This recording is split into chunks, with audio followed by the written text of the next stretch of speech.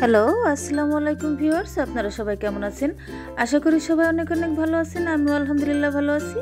আপনাদেরকে আজকে দেখাতে যাচ্ছি 31st নাইট উপলক্ষে বারবিকিউর রেসিপি। প্রথমে আমি দেখুন চিকেনগুলোকে পিস করে নিয়েছি আর ভিতর থেকে এভাবে কেটে কেটে দিয়েছি যাতে মশলা টশলা ভালো মতো এর মধ্যে ঢুকে। আমি ভিনেগার দিয়ে আর পানি দিয়ে ধুয়ে নিচ্ছি যাতে গন্ধটা না থাকে আর এর মধ্যে যে এই লাল লাল একটা ভাব থাকে সেটা কেটে যায়, একের ধপধপে সাদা হয়ে যায়। এটা দিয়ে ধুলে অনেক পরিষ্কার হয়। আমি এই পানি দিয়ে ভিনেগার দিয়ে একবার ধুয়ে তুলে নিচ্ছি। আবার ওটাকে আমি ফ্রেশ পানি দিয়ে ধুয়ে নেব। দেখুন আমি আরেকবার ধুয়ে নিচ্ছি। আমি আগেও 2-3 বার ধুয়ে নিয়েছি ফ্রেশ পানি দিয়ে। দেখুন আমার ধোয়া হয়ে গিয়েছে। আমি এখন এর মধ্যে আমি আলাদা করে মশলাটা মাখাতে ভুলে গিয়েছিলাম, তো আমি চিকেনের মধ্যে দিয়ে দিয়েছি ভুল করে। তো এখন আমি আর কি করব, তো এর মধ্যে আমি মাখিয়ে দিয়ে দিচ্ছি একসাথে সব কিছু, তাতে আরও সহজ হবে।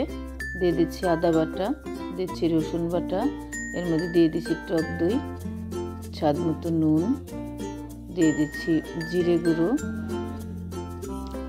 ধনিয়া গুঁড়ো, গরম মশলা গুঁড়ো দিয়ে দিচ্ছি। এর মধ্যে আমি রাঁধুনি মাংসের মশলা, আমি একেবারেই ঘরোয়া উপকরণ দিয়ে বারবিকিউ করেছি। আমি কোনো এক্সট্রা মশলা ব্যবহার করিনি। এর মধ্যে দিয়ে দিচ্ছি টমেটো সস, একটু সয়া সস দিয়ে দিচ্ছি, দিয়ে দিচ্ছি সরিষার তেল। আমি হাত দিয়ে এখন সবগুলো অনেকক্ষণ টাইম নিয়ে, একটু সময় নিয়ে এটাকে মেখে নেব, যেহেতু আমি আলাদা করে মশলাটা মাখিয়ে নিইনি। তো আমি চিকেনের মধ্যে যাতে ভালো করে ঢুকে যায় সেজন্য আমি অনেকক্ষণ টাইম নিয়ে এটাকে মাখিয়ে নিয়েছি, কোনো সমস্যা হয়নি। আমি চেখেও দেখে নিয়েছি, অনেক টেস্টি হয়েছে। এখন আমি ঢাকনা দিয়ে রেস্টে রেখে দেব। এদিকে আমি কাঠের কয়লা করে নিয়েছি আগুন। এখন আমি একটা স্ট্যান্ড ছিল আমার ঘরে, সেই স্ট্যান্ডটা বসিয়ে দিয়েছি। এই স্ট্যান্ডের মধ্যে জায়গা হচ্ছিল না, তারপর চেপে চেপে দিয়েছি। এখন আমি পাখা দিয়ে বাতাস করে আগুনটাকে ভালো করে জ্বালিয়ে দিচ্ছি। এটা করতে আমার প্রায় 1 ঘন্টায় লেগে গেছে, কারণ জায়গা হচ্ছিল না তো তাই। তো বন্ধুরা, আমার এই বারবিকিউ রেসিপিটা কেমন লেগেছে আপনাদের কাছে অবশ্যই কমেন্ট করে জানাবেন। আর আমার চ্যানেলে নতুন হয়ে থাকলে অবশ্যই চ্যানেলটিকে সাবস্ক্রাইব করে বন্ধু হয়ে আমার পাশে থাকবেন। বেল আইকনটি প্রেস করে দিবেন যাতে আমার ভিডিওর নোটিফিকেশন সবার আগে আপনার কাছে পৌঁছায়। আপনাদের ফ্রেন্ডস অ্যান্ড ফ্যামিলিদের সাথে ভিডিওটা শেয়ার করে দিবেন, লাইক কমেন্ট করবেন।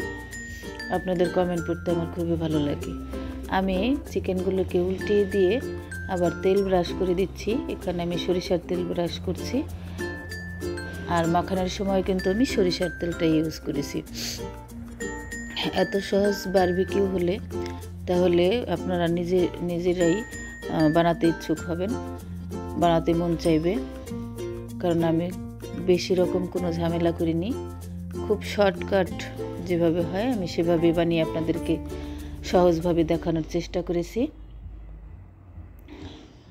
দেখুন আমি একটু ছিঁড়ে খেয়ে দেখছি। দেখুন অনেক জুসি হয়েছে। তাহলে বন্ধুরা আজ এ পর্যন্তই। পরবর্তী নতুন কোনো ভিডিও নিয়ে হাজির হব। সে পর্যন্ত ভালো থাকবেন। আল্লাহ হাফেজ।